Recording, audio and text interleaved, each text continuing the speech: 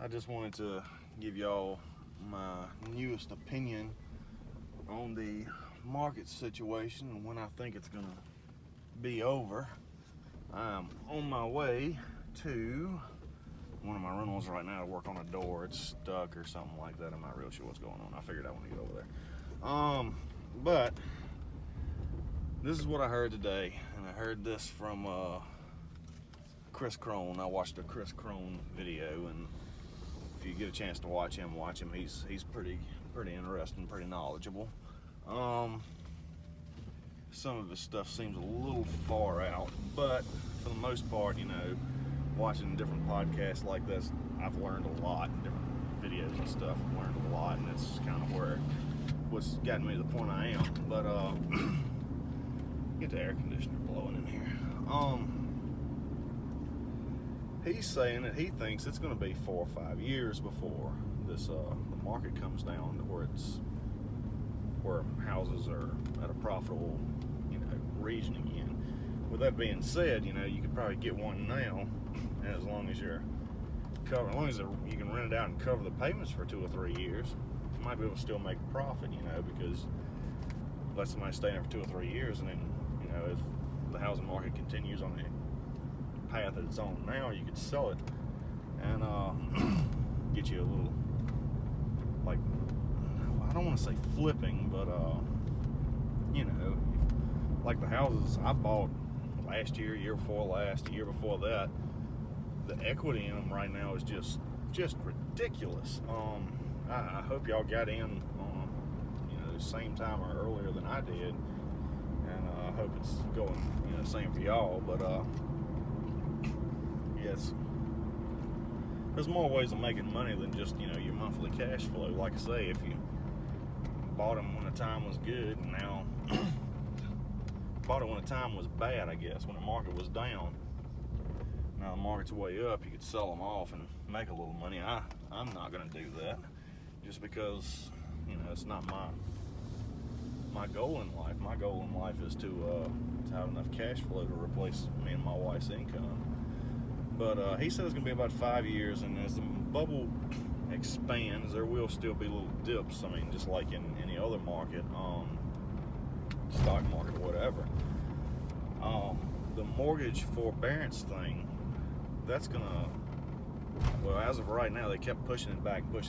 As of right now, I think it's supposed to be over end of July, beginning of July, end of June is when that's gonna be over, and that might cause a bunch of foreclosures. Now, the way I understand it, and I could be wrong, but I think if the only people who were qualified for the mortgage forbearance was the Fannie Mae loan people, and Fannie Mae, that's kind of the reason we had the crash in 2008, because they were giving loans to people who really couldn't afford to pay the loans back. But if that happens, like I suspect it will, people are not going to be able to pay their mortgages, and they're not going to be able to get that forbearance anymore, and that's going to cause a huge dip in the market. But I think after that dip's over, it's just going to skyrocket right back up because of the inventory. There's no inventory on the market. People keep having kids, and kids keep on wanting to own their own homes or something, or rent some. I mean, they got to have somewhere to live.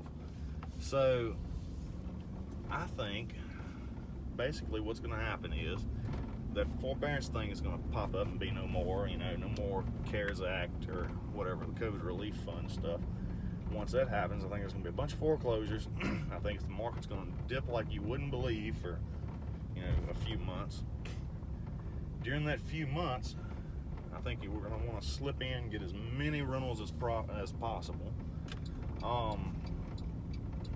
Let's see. After that, I think the market is going to pop right back up and just continue to move upwards instead of until finally it bursts. And when it does, when that bubble pops, the reason it's going to be done popped is because so many investors are going to say, I can build houses cheaper than I can find houses that are used, houses that people have already had, and then there's going to be a huge housing market well, a huge number of houses being built, and this is going to be from investors and first-time homeowners and everything. And there's just going to be a surplus of houses. And since we're going to have all this surplus, then the cost of houses is going to go down. And you know, that's what's happened in the past. I think it's what's going to happen again.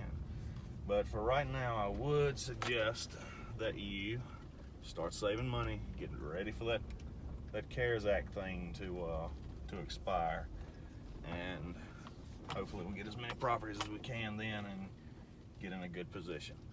Well, I'm at the house. I'm gonna fix this door. Like, subscribe, and share, and I'll talk to you real soon.